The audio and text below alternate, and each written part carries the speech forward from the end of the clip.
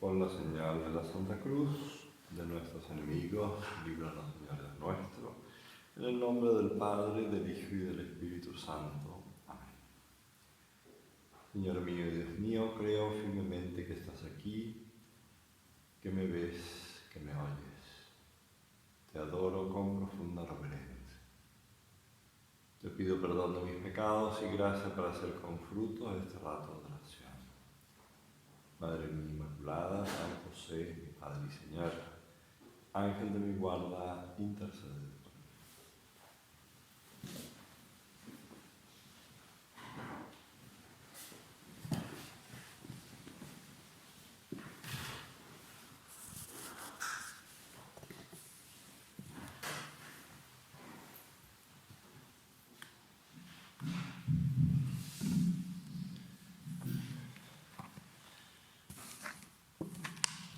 Después de la muerte de Jesús, que considerábamos en la meditación anterior, que se nos entrega hasta el colmo, hasta el final, hasta esa muerte y muerte de cruz. Su alma se separa de su cuerpo. Jesús es verdaderamente hombre, tiene estos dos principios de los que estamos hechos todas las personas humanas: un cuerpo, un alma que lo vivifica, que lo organiza. Y la muerte se suele describir desde el punto de vista de la filosofía y de la teología como la separación de estos dos grandes principios. El alma está presente en todo el cuerpo, lo vivifica, lo organiza. El alma se separó de su cuerpo, ese cuerpo purísimo, lleno de perfecciones, formado en las entrañas de María por obra del Espíritu Santo. Y su alma, nos dice la fe, que desciende a los infiernos, a ese modo de existencia donde estaban las almas de todos los que habían existido desde el comienzo, Adán y Eva, y de los que se habían portado bien, de los que podemos llamar justos en un sentido amplio, que estaban expectantes, esperando la salvación. Tenían que ellos ser también salvados por Cristo, como somos nosotros los que nacemos y vinimos después de Cristo. El compendio de la Iglesia Católica describe brevemente esta forma de existencia de los infiernos, llamémoslo así, distintos del infierno de condenación, que constituía el estado de todos aquellos justos e injustos que habían muerto antes de Cristo. Con el alma unida a su persona divina, Jesús tomó en los infiernos a los justos que aguardaban a su Redentor para poder acceder finalmente a la visión de Dios, al cielo, a la gloria. Después de haber vencido mediante su propia muerte a la muerte y al diablo, que tenía el poder de la muerte, Jesús liberó a los justos que esperaban al Redentor y les abrió las puertas del cielo. Ese es el artículo del credo, ¿verdad?, que decimos, descendió a los infiernos. Este es el sentido que tiene esa expresión de fe. Y sabemos que eso es un poco lo que la Iglesia conmemora, tiene presente el viernes al caer la tarde, cuando el Señor ya muere. Su cuerpo es enterrado piadosamente en el sepulcro de José de Arimatea, ayudado también por Nicodemos, hombres justos que querían al Señor. La Virgen está en el descendimiento de la cruz, las santas mujeres que la acompañan depositan ahí los restos de Jesús y los sellan con una piedra y vuelven a la ciudad. Y al despuntar el día domingo, muy de madrugada, unas mujeres salen hacia el sepulcro, Magdalena, entre otras, María, la de Santiago y Salomé, habían comprado aromas, querían tener este gesto de amor, de ternura, con esa humanidad de Cristo, con esos restos mortales de Jesús. Y se preguntaban incluso por el camino, ¿quién nos removerá la piedra? Porque era muy pesada. Y al llegar se encuentran con que la piedra ha sido removida, unos ángeles que están allí y que les dicen, ¿por qué buscáis entre los muertos al que vive? No está aquí, ha resucitado. Cuestión que el Señor les había dicho más de alguna vez a los apóstoles, a los discípulos, pero que no entraba en sus cabezas. No les cabía, aunque incluso habían presenciado una suerte de resurrección, que no era exactamente lo mismo, ¿verdad? En el caso de Lázaro, por ejemplo, amigo del Señor, que había sido resucitado, y de alguno más. Jesús había anticipado la resurrección, que su cuerpo no experimentaría la corrupción, pero eso no estaba en sus mentes, en sus corazones, tampoco en la ternura y en la piedad de estas santas mujeres que corren con diligencia a embalsamar el cuerpo del Señor, porque uno no embalsama a quien va a vivir, no tiene sentido. Al despuntar el domingo, esa gran sorpresa. Id, decid a los discípulos que vayan a Galilea, que allí me verán. Y en ese momento también Magdalena, que está muy como llena de dolor, pero que piensa todavía no en la resurrección. Se han llevado a mi Señor, no sé dónde lo han puesto, se topa con una persona, le parece que es el hortelano.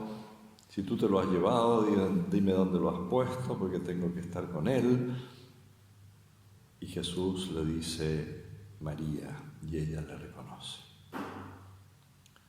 Y se sujeta a sus pies.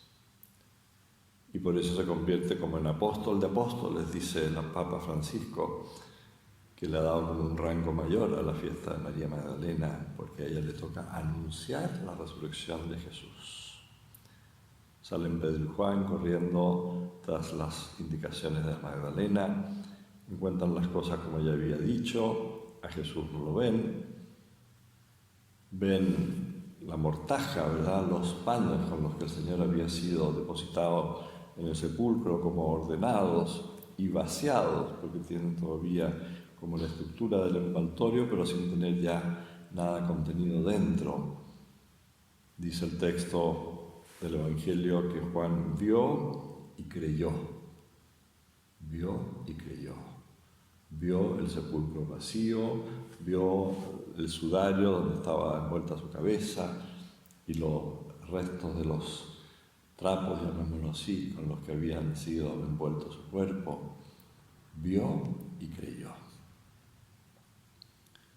Y comienzan una serie de apariciones que duran del orden de 40 días, así dice el texto de San Lucas, en los que el Señor, por una parte, les va a confirmar en la fe, les tiene que convencer de que Él efectivamente ha resucitado, les tiene que instruir acerca de una serie de cosas, porque Él ya está pronto a subir a los cielos, fiesta que celebramos este próximo domingo, ¿verdad?, la Ascensión, en cuerpo y alma de Jesús a la gloria del Padre. Entonces les tiene que confirmar en la fe, les tiene que dejar unas cuantas disposiciones importantes para el comienzo de la Iglesia, la andadura de la Iglesia, que nos trae a Cristo hasta el último rincón de la tierra, en todos los lugares, en todos los tiempos. Es la Iglesia la que nos da la continuidad del mensaje de Cristo y nos da también su presencia a través de la Eucaristía y del sacerdocio. Entonces son estos momentos tan importantes los que hemos vivido en la liturgia de este tiempo, ¿verdad?, que media entre este hecho trascendente, impresionante, que es la resurrección de Jesús, y la ascensión de Jesús a los cielos. Y luego la Pentecostés, que celebraremos el domingo que sigue. Entonces, por una parte, el sepulcro vacío y por otra, las numerosas apariciones de Jesús, Una de ellas, dirá San Pablo, incluso a más de 500 personas, de los cuales muchos vivían durante todo un tiempo después, son un testimonio fehaciente del misterio de la resurrección de Jesús, artículo importantísimo también de nuestra fe. Creo en la resurrección de la carne. Y antes que ese artículo, descendió a los infiernos, subió a los cielos, está sentado a la derecha de Dios Padre. La resurrección de Jesús es la verdad culminante de nuestra fe en Cristo y representa con la cruz una parte esencial del misterio pascual: pasión, muerte y resurrección de Cristo. Además del signo esencial que es el sepulcro vacío, la resurrección de Jesús es atestiguada por las mujeres, las primeras que encontraron a Jesús resucitado y lo anunciaron a los apóstoles. Jesús después apareció a Cefas, Pedro, y luego a los 12. Más tarde se apareció a más de 500 hermanos a la vez, 1 Corintios 15, y aún a otros, por ejemplo, los discípulos de Maús, ¿verdad? Los apóstoles no pudieron inventar la resurrección, puesto que les parecía imposible. En efecto, Jesús les echó en cara su incredulidad. Estaban asustados, ¿verdad?, con las puertas cerradas, por temor de que a ellos les pasara algo parecido a lo que les había pasado a su maestro. Y ahí se aparece en medio de ellos, la paz sea con vosotros, les llena de su paz, les infunde su paz, les dará este poder maravilloso que es el poder del perdón de los pecados. A quienes perdonaréis los pecados les son perdonados. El mismo Jesús los perdona a ellos, porque quien más, quien menos, a excepción quizás de Juan, los demás habían sido cobardes, no le habían seguido. Pedro incluso le había negado. Numerosas apariciones. Les llena de su paz, les confirma en la fe, les dará esa misión, de la que hablaremos un poquito también en la última meditación: ir por todo el mundo, predicar el Evangelio a toda criatura, y les confirma, ¿verdad? Les hace ver que el mismo que estuvo pendiendo de la cruz es el que está ahora viviendo con una humanidad verdadera, pero ahora una humanidad gloriosa. La humanidad que Jesús tomó de María por obra del Espíritu Santo y porque así convenía para nuestra salvación, era una humanidad pasible, sensible al dolor, a la fatiga, al cansancio, hasta la muerte, por eso pudo morir. La humanidad que ahora tiene es la humanidad de Cristo. Hay una identidad esencial entre el Cristo crucificado y el Cristo glorificado, pero es una humanidad que tiene unas propiedades distintas, ya no vuelve a morir. Es traslúcido, está lleno de belleza, tiene una capacidad de transportarse y de moverse que no tenía antes, tiene esas dotes o características de los cuerpos glorificados. Y algo así va a pasar con la resurrección de la carne de los justos. Todos los hombres al final de los tiempos resucitaremos, en parte de la verdad de esa fe, creo en la resurrección de la carne. Todos en ese sentido seremos inmortales, pero los que se salvan tendrán las propiedades del cuerpo glorioso de Cristo, aproximadamente. Tampoco la Iglesia dice que sea exactamente lo mismo, ¿verdad? Y los que resucitan, pero para la condenación, será un cuerpo pesado, que evidentemente va a seguir doliéndose, va a padecer, no va a morir, pero es el cuerpo, por decirlo así, que contribuye al castigo, ¿verdad? Al castigo y a la condenación en el infierno, mientras el otro cuerpo, el cuerpo glorioso, contribuye a la felicidad plena en el cielo. Porque las personas que están ahora en la gloria, tantas santas y santos que tenemos, a excepción de la Santísima Virgen y a lo mejor alguna otra persona, la Iglesia nada dice, pero la inmensa mayoría, si no la totalidad de las demás personas, solo sus almas están en la gloria, sus cuerpos están ahí donde han sido enterrados, se han ido descomponiendo progresivamente, Pero un estado pleno de felicidad implica que el alma vuelva a unirse al cuerpo. Nosotros estamos diseñados para existir con un cuerpo y por tanto una plena felicidad implica la resurrección. Nosotros no podemos demostrar filosóficamente la resurrección, pero sí podemos decir es muy congruente, es muy coherente, porque nosotros estamos diseñados para existir en un cuerpo, no somos ángeles. El ángel está diseñado para existir sin materia. Su modo natural de existir es de existir sin materia. Algunas veces puede aparecer en materia porque Dios se lo permite, para facilitarnos a nosotros las cosas. Así probablemente el arcángel Gabriel se presentó de un modo físico visible a la Virgen o a Zacarías y a Isabel. Pero en cambio nosotros estamos diseñados para existir en un cuerpo y por tanto una plena felicidad implica la resurrección. Resurrección gloriosa para los justos, para los que se salvan o nos salvemos por la misericordia de Dios. Resurrección para la perdición, ya no volverán a morir, pero con un cuerpo que efectivamente les dará más cuenta, así como le han ofendido gravemente en la tierra. De alguna manera el castigo también afecta al cuerpo de los condenados. Son artículos importantes de nuestra fe. A nosotros el Señor también nos confirmará en una misión, la veremos un poquito en la última meditación.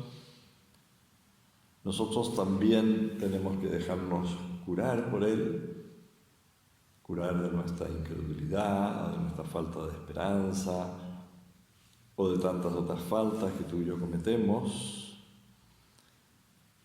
El Catecismo se encarga también de decirnos, a propósito de la resurrección, que junto a ser algo muy importante y que de alguna manera históricamente se puede ilustrar, ¿verdad?, por el sepulcro vacío, por las numerosas apariciones. La resurrección no es una especie de alucinación en la mente de los apóstoles, es un hecho objetivo, contundente, que tiene estas pruebas. Pero la resurrección es también un artículo de nuestra fe, desde luego de la nuestra, porque nosotros no presenciamos las cosas que vieron Pedro, Juan, Matías, Magdalena, Marta, Lázaro.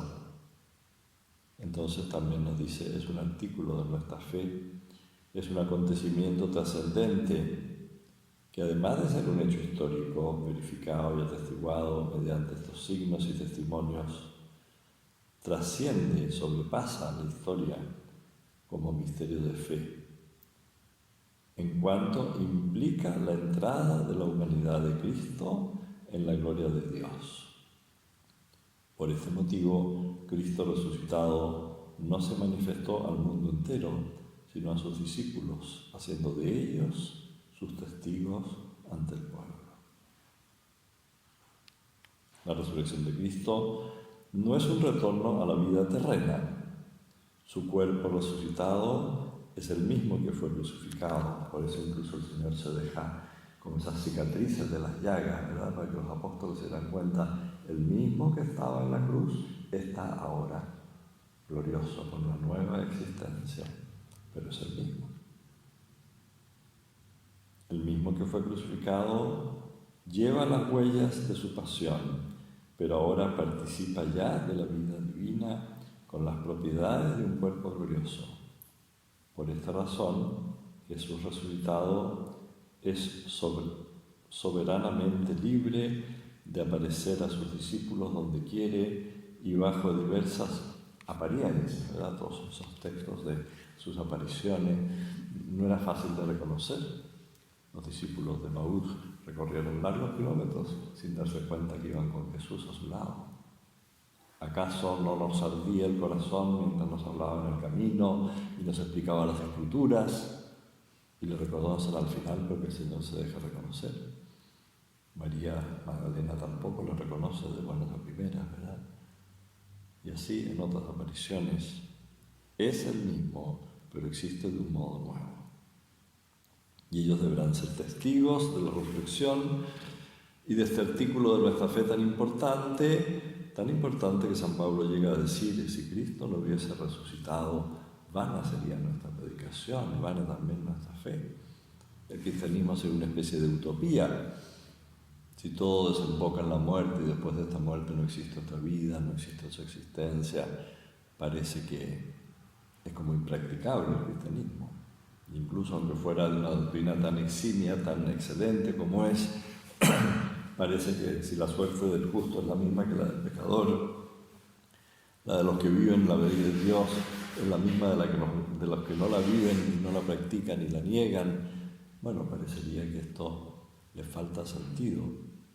La resurrección es como la piedra angular, dirá también San Pablo, ¿verdad? La piedra fundamental en el arco que sostiene todas las otras piezas de la existencia cristiana, todos los otros elementos de la doctrina cristiana. Y por eso es tan importante esa fe en la resurrección. Y porque esa prenda que es la resurrección de Cristo y también la gloriosa resurrección de su madre en su momento, ¿verdad?, es garantía de que nosotros un día, al final de la historia, también resucitaremos.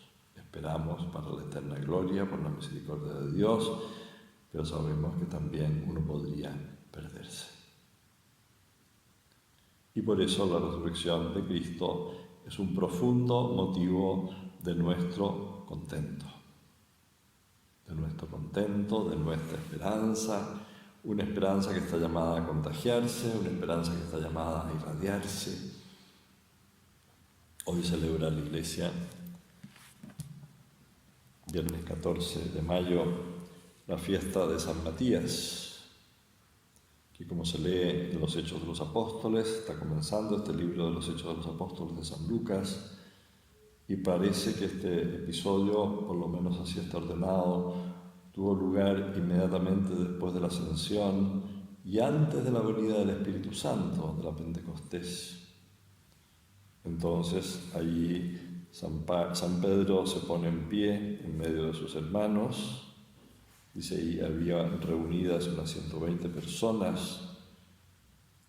Y dice, tenía que cumplirse lo que el Espíritu Santo por boca de David había predicho en las Escrituras acerca de Judas, que hizo de guía a los que le arrestaron a Jesús. Era uno de los nuestros, del grupo que compartía nuestro mismo misterio, pero sabemos que se perdió, ¿verdad? Que traicionó al Señor, y después cayó en la desesperanza y se mató. Y entonces, explica San Pedro, su morada quedó desierta y es necesario que alguien ocupe su cargo. Hace falta, por tanto, que uno se asocie a nosotros como testigo de la resurrección de Jesús. Tiene que cumplir uno de los elementos importantes que cumplen todos los apóstoles, ¿verdad? Ser testigos de la resurrección de Jesús. Y de los que le acompañaron mientras convivió con nosotros, desde que Juan el Bautista bautizaba hasta el día de su ascensión. Y se presentan dos personas y la suerte recayó sobre Matías. Nos dice la tradición que Matías entonces se incorpora a los 12, sustituye a Judas, probablemente evangelizó los lugares de Etiopía, sufrió después martirio y sus reliquias fueron llevadas a Tréveris, ciudad de la cual es patrono. Entonces cumple este hombre, como los demás 11, cumple este sentido de ser testigo de Cristo, de ser pilar fundamental de la Iglesia, de transmitir y de recibir esta misión de Jesús a través, en este caso, de Pedro y de los demás apóstoles, y presenciará también la Pentecostés, y vendrá sobre él la plenitud del Espíritu Santo, y cumplirá con la suerte de esos primeros que fueron humanamente los fundamentos de la Iglesia. Este es el motivo de nuestro contento, este es el motivo de nuestra alegría, la victoria de Cristo sobre el pecado, sobre el demonio, sobre la muerte. Muriendo destruyó nuestra muerte, resucitando restauró la vida, decimos con la liturgia de la Iglesia. Esto es lo que cada día celebramos con contento en la Santa Misa, ¿verdad? La misa participa de todo este misterio pascual.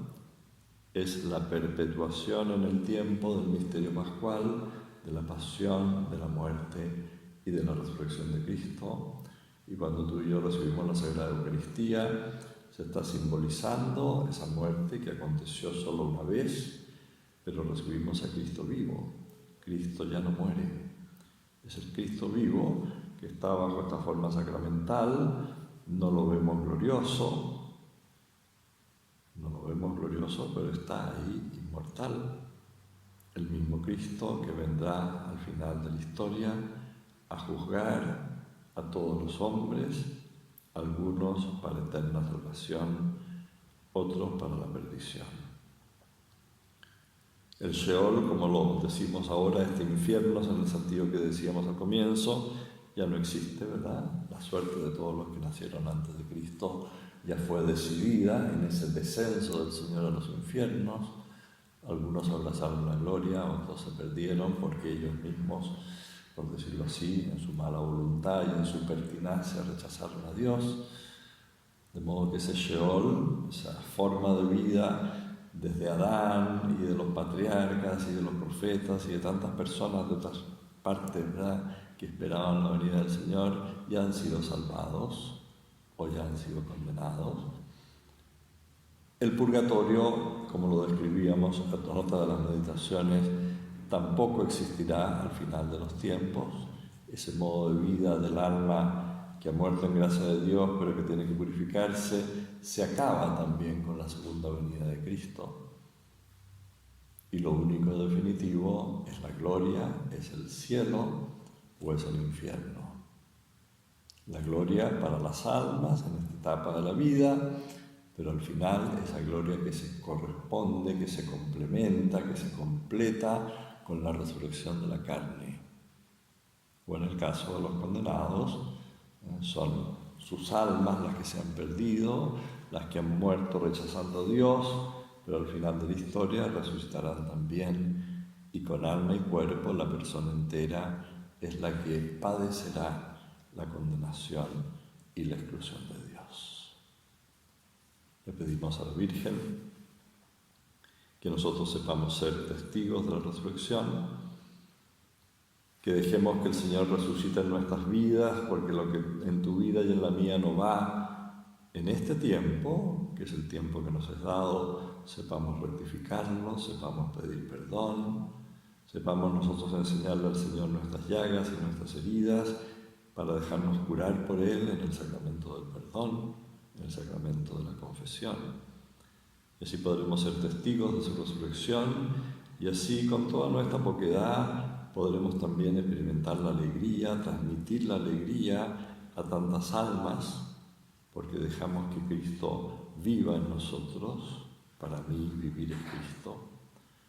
Y le decimos a la Virgen, ella que está en cuerpo y alma en la gloria celestial, que interceda por nosotros, que esté allí preparándonos un lugar, ¿verdad? Como el Señor les dice a los apóstoles poco antes de la ascensión, que celebraremos mañana, pasado mañana: voy a prepararos un lugar para que donde yo estoy estéis también vosotros. La Virgen ya está llenando su lugar, está en la gloria del cielo, con esa intimidad con cada una de las personas divinas, hija de Dios Padre, madre de Dios Hijo, esposa de Dios Espíritu Santo. No deja de interceder por nosotros, no nos quita la libertad, pero no deja de interceder por nosotros y de hablar cosas buenas de nosotros. Lo mejor que puedo hablar de ti y de mí, con nuestras miserias, con nuestras equivocaciones, con nuestras fragilidades, es que nos acercamos otra vez a Él. A través de la Virgen tantas veces nos acercamos otra vez a Él.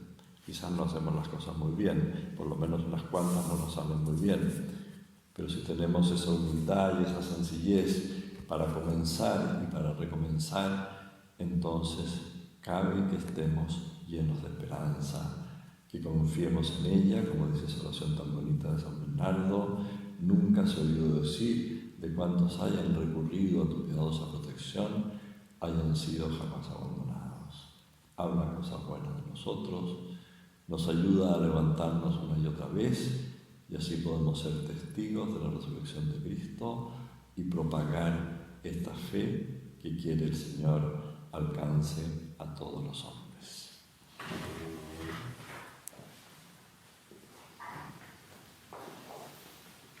Te doy gracias, Dios mío, por los buenos propósitos, afectos e inspiraciones que me has comunicado en esta meditación. Te pido ayuda para ponerlos por obra. Madre mía Inmaculada, San José, mi Padre y Señor, Ángel de mi guarda, intercede.